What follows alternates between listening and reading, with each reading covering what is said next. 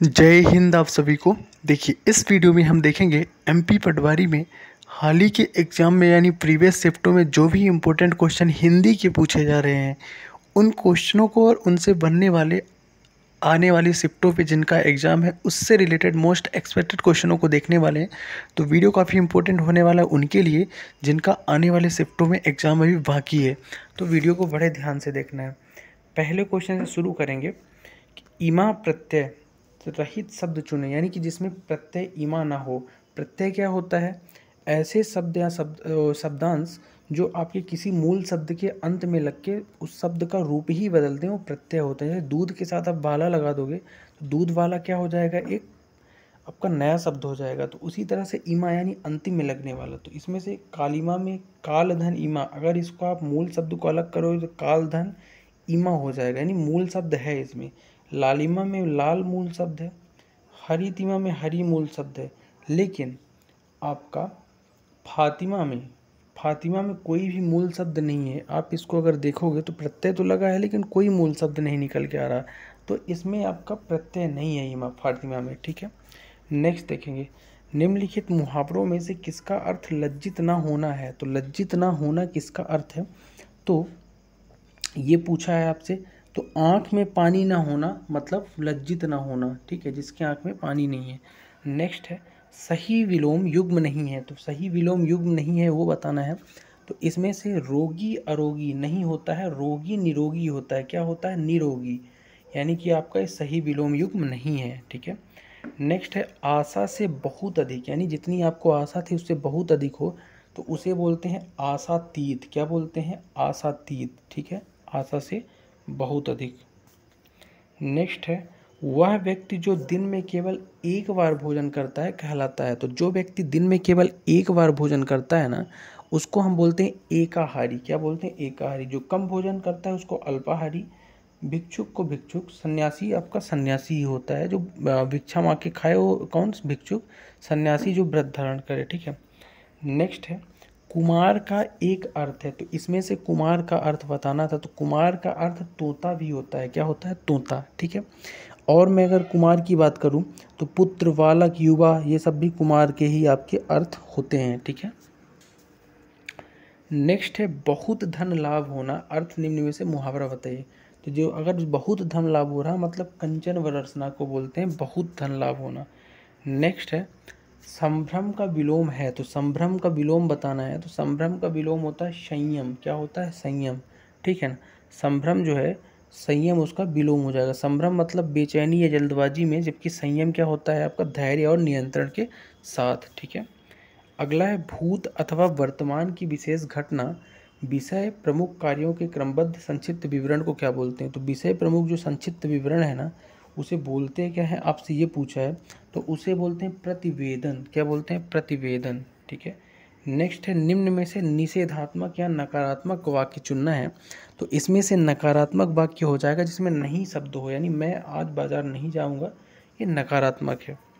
Next है हिंदी भाषा के उपसर्ग हैं। तो हिंदी भाषा के उपसर्ग बताना है। तो हिंदी भाषा के 3 उपसर्ग हैं। कितने उपसर्ग हैं? 3 उपसर्ग आपके हिंदी भाषा के हो जाएंगे। ठीक है, इसमें से आपका तद्भव, संस्कृत के कुछ तत्सम होते हैं। ठीक है, और कुछ विदेशी भाषा यूज कर लिए जाते हैं। नेक्स्ट है अर्थ के आधार पर निम्नलिखित वाक्य का भेद बताइए। अब वाक्य है कि वाक्य है ईश्वर करे आपकी यात्रा शुभ हो, ये वाक्य है। इसका भेद क्या है? तो ये एक इच्छावाचक वाक्य है। आप ऐसी इच्छा करते हो कि ईश्वर करे आपका दिन शुभ हो। नेक्स्ट देखेंगे तंत्र का एक अर्थ है। तो तंत्र का एक अर्थ इसमें से क्या है ये बताना है।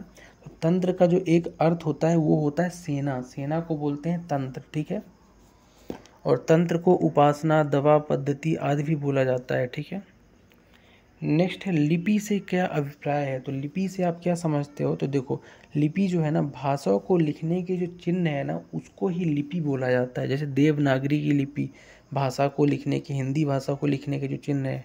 ठीक, हिंदी, संस्कृत, मराठी ये सब देवनागरी में लिखते हैं। अगला है जब कोई कागज पत्र मूल रूप से प्रेषक को लौटाना होता है तो किसकी आवश्यकता पड़ती है?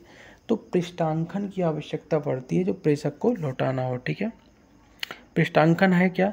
तो उस कार्यविधि से है संबंध इसका जब कोई कागज या मूल प्रति को वापस लौटाना हो, ठीक है, जवाब के रूप में प्रत्युत्तर।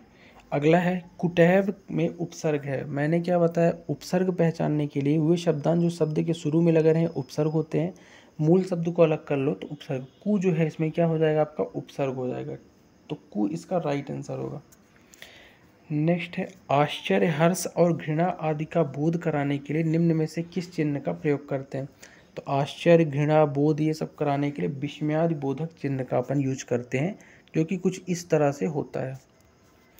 नेक्स्ट है निम्नलिखित में से अग्नि का पर्यायवाची नहीं है। तो अग्नि का इसमें से पर्यायवाची जो नहीं है वो आपका धनुज, धनुज अग्नि का पर्यायवाची आपका नहीं है, ठीक। बाकी दहन, पावक, अलन जो है इसके पर्यायवाची। धनुज किसका है, असुर, दानव, दैत्य, इसका है धनुज। अधिष्ठाता में उपसर्ग है, तो अधिष्ठाता में कौन सा उपसर्ग है, तो इसमें से उपसर्ग है आपका अधि, अधि उपसर्ग हो जाएगा अधिष्ठाता में, ठीक है। नेक्स्ट देखेंगे कोप का विपरीतार्थक शब्द बताइए। तो कोप का जो विपरीत होता है ना वो आपका होता है कृपा। कोप मतलब गुस्सा, देवी का प्रकोप कोप, और कृपा मतलब कृपा बरसाना। अगला है राजस्थान में कौन सी भाषा बोली जाती है। तो राजस्थान में मुख्यतः मेवाती भाषा इसमें से बोली जाती है, ठीक है।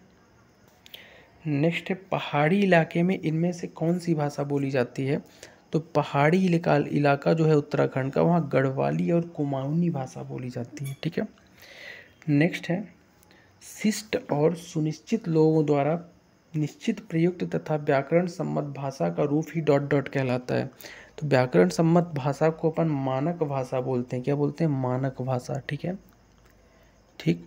जब किसी एक भाषा क्षेत्र में जिसकी अनेक बोली हो जाए ना, और किसी एक बोली को मुख्य मान लिया जाए और पूरे क्षेत्र में कामकाज उसी भाषा में हो, तो वही तो मानक भाषा होती है।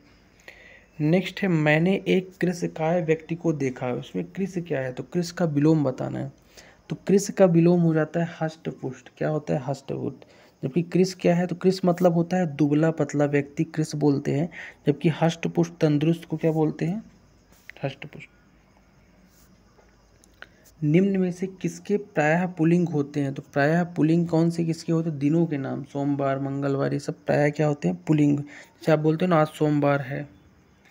तदुपरांत में उपसर्ग है। तो तदुपरांत में जो उपसर्ग है तो उसमें तत् उपसर्ग है, तत् धन उपरांत, यानी तद नहीं तत् हो जाएगा उपसर्ग, ठीक है। नेक्स्ट है दीन दुनिया का न रहना, मुहावरे का अर्थ है। तो दीन दुनिया का न रहना मतलब सब तरह से पतित होना, दीन दुनिया का न रहना, ठीक है। जैसे अगर मैं एक वाक्य प्रयोग करूं तो वह अपने स्वयं घृणित कार्यों का दीन दुनिया का न रहा। जिसके समान कोई दूसरा ना हो के उपयुक्त शब्द, जिसके समान कोई दूसरा ना हो उसे बोलते हैं अद्वितीय। नेक्स्ट है प्रेरणार्थक दृष्टि से शुद्ध वाक्य बताइए। तो प्रेरणा के अर्थ से शुद्ध वाक्य कौन सा है, तो देखो पुलिस द्वारा मकान मालिक ने किराए से बाहर निकाल दिया, ये आपका शुद्ध वाक्य। नेक्स्ट देखेंगे निम्न में से तत्पुरुष समास पहचानिए। तो तत्पुरुष समास इसमें से कौन है, तो राजमहल। राजमहल एक तत्पुरुष है जिसका अर्थ होता है सामासिक विग्रह क्या होगा, राजा का महल, ठीक है। बाकी आपके इसके अलावा अगर देखा जाए तो नीलकमल आपका एक कर्मधारय है, भूखा प्यासा द्वंद्व है, चौराहा आपका द्विगु समास है। नेक्स्ट है निम्नलिखित में से युद्ध भूमि का सामासिक विग्रह बताइए। तो युद्ध भूमि का, युद्ध के लिए भूमि, सामासिक विग्रह हो जाएगा तत्पुरुष समास। नेक्स्ट है कारक के कितने भेद हैं। तो कारक के 8 भेद होते हैं टोटल। कौन कौन से आपके, कर्ता कारक, कर्म कारक, करण कारक, संप्रदान, अपादान, संबंध, अधिकरण और संबोधन, ठीक है ना। नेक्स्ट है रातों रात, पेड़ों की कटाई हो गई। रेखांकित शब्द में कौन सा समास है। अब रेखांकित किस में था, रातों रात में रेखांकित था। रातों रात में जो समास है ना, इसका सामासिक विग्रह क्या होगा कि रात ही रात में, तो इसका अव्ययी भाव हो जाएगा, राइट आंसर क्या हो जाएगा, अव्ययी भाव समास, ठीक है। जब कभी भी कोई शब्द पुनरुक्त टाइप से हो ना तो उसमें अव्ययी भाव होता है, ठीक। नेक्स्ट देखेंगे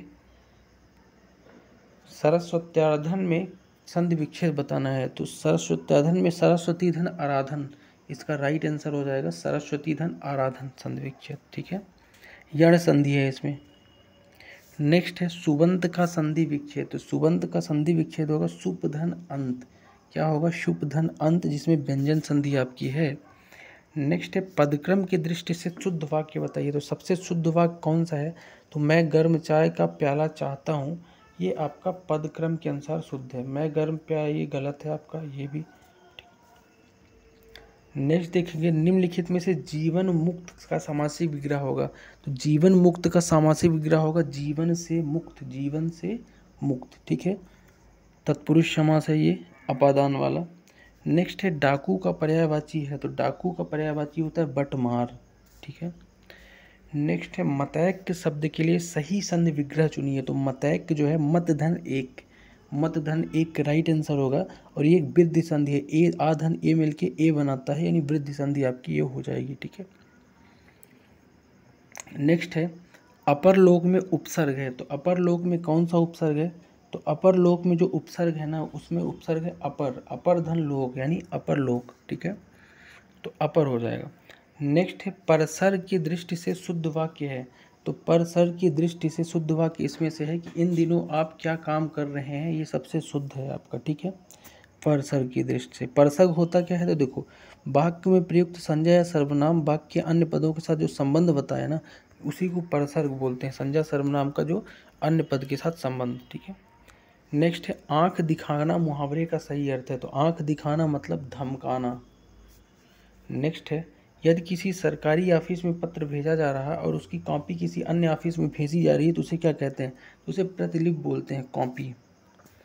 नेक्स्ट है प्रत्यय क्या है? तो प्रत्यय क्या होता है आपका? तो याद रखना प्रत्यय आपका एक शब्दांश है जो मूल शब्द के अंतिम में जुड़ के शब्द का रूप बदलता है, जैसे बाला, दूध वाला। किसी कार्यालय या विभाग का वह अधिकारी जो अपने अधीन कार्य करने वाले कर्मचारियों की निगरानी रखे क्या कहलाता है? तो उस अधिकारी को बोलते हैं अधीक्षक।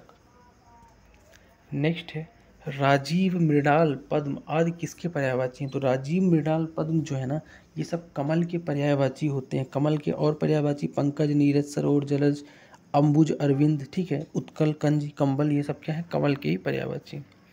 नेक्स्ट है संसार में प्रयुक्त संधि का चयन कीजिए। तो संसार में प्रयुक्त जो संधि है ना, वो एक व्यंजन संधि है, क्योंकि समधन सार इसका संधि विच्छेद होता है, व्यंजन का व्यंजन से मेल है, तो व्यंजन संधि हो जाएगी। नेक्स्ट है व्यापार, बैंक एवं मंडी आदि में प्रयुक्त होने वाली भाषा। तो व्यापार, बैंक, मंडी आदि में वाणिज्यिक हिंदी का यूज किया जाता है, ठीक है। नेक्स्ट है 2 किलो अनाज कौन सा विशेषण है? तो 2 किलो अनाज जो है ना, निश्चित परिमाण वाचक विशेषण है, जिसमें परिमाण दिया है 2 किलो और निश्चित बताया है। आज का लास्ट क्वेश्चन है कि निम्नलिखित में से मुहावरा कौन सा नहीं है, ये बताना है। तो देखो जब कभी भी जिस वाक्य या वाक्यांश में जो आपका मुहावरे की बात करूं, तो मुहावरा इसमें से जो नहीं होगा तो माथा फूटना, माथा फूटना नहीं, माथा ठनकना होता है, तो ये आपका मुहावरा नहीं होगा, माथा फूटना, ठीक है। बाकी मुहावरे हैं, ठीक।